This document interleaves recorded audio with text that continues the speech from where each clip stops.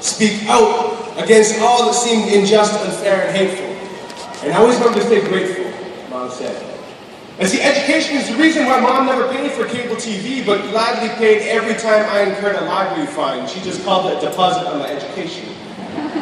Education is the reason why Mom created at home the following: Mathematics Mondays, World History Wednesdays, and Non-Fiction Fridays. And y'all better believe I hated Non-Fiction Fridays. Education is the reason why my immigrant father always says if I could speak gooder English, I'd be Prime Minister of this country. That's why he always told my brother and I to learn to speak gooder English. The best things in life are free, he'd say. And here, in Canada, the education is free, so it's the best thing in life.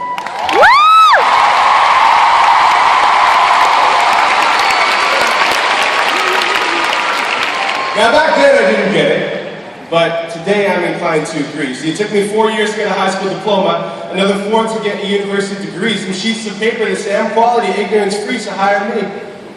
Never much of a problem, all those back-to-school shopping sprees and extracurricular activity fees. Geez, see, for us it's so easy, this education game. But I've traveled the world over, and for the world it's not the same. There are people affected, faces and names. How do you tell a mother to choose between a sister and a brother? Which one gets to go to school today? Which one has to stay home? How do you tell a father to choose between his son or his daughter? Who will walk 5 kilometers to class on an empty stomach? Bare feet blistering on hot sand, breaking the beating sun, bombarding their backs. Sit in the sweltering concrete classroom with other sweating bodies and watch the teacher instruct with no pencils and no books. When there's water to be fetched and walls to be patched and wood to be chopped and supper to be cooked, looks bleak. Doesn't it? When there's a drought in a family on the horizon, you're holding your baby daughter, you gaze in the horizon, want to invest in her future, but know you need to be concerned with their presence. And for most of us sitting right here in the Metro Center, where we can say we didn't know. Because we've only been told but never been shown. Watching through HD TV screens of complacency from the comfort of our own homes and the comfort of our own lives, but sometimes we need to get outside our comfort zone. See things with our own eyes. In India, I met a 14-year-old girl named Mira. Offered to show me what her life is like. Mira said, I wake every morning when the sun first shows its light and I start my day with a prayer and a hike. Mira showed me to a small path outside her home. Littered with branches and stones, roughshod and the trees overgrown. It was a long walk down the hill from her home when we finally stopped at this well.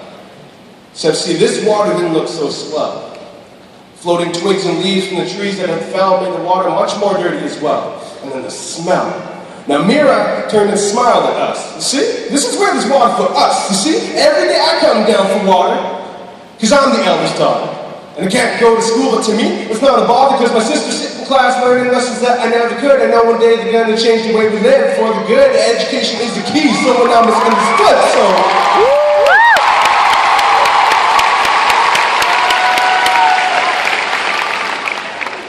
So I'm going to keep collecting water to get through. And hopefully one day, my future sons and daughters won't have to.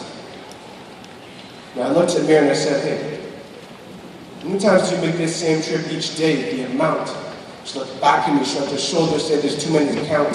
I never knew that because of water, kids around the world are missing school. Meanwhile, our own backyards have hot tubs and swimming pools. In Ghana, I saw classrooms crammed full of sweating kids, struggling to see what the teacher was writing on the board. On the veranda, preschoolers sat, drawing on the sidewalk with chalk. A 3-foot drop down to some sharp rocks. Did it ever fall off? I asked their teacher. Well, they get sleepy sometimes because they come with no breakfast. So it's hard for them to stay awake, she said. So yeah, sometimes they fall off. And then we bandage their heads. We have no other choice. We'd have to send them home instead. Now imagine this is your son or daughter.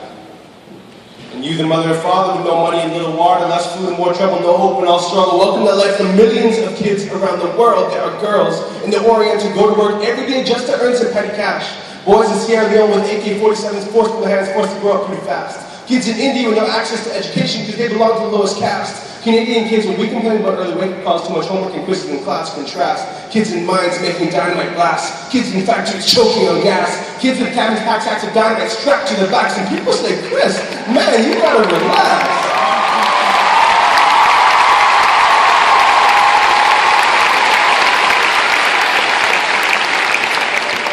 people say, Prince, you know you can't change the world in just one day, right? You know what I know? I know I can't change the world in just one day, but as long as I can do something, I will. So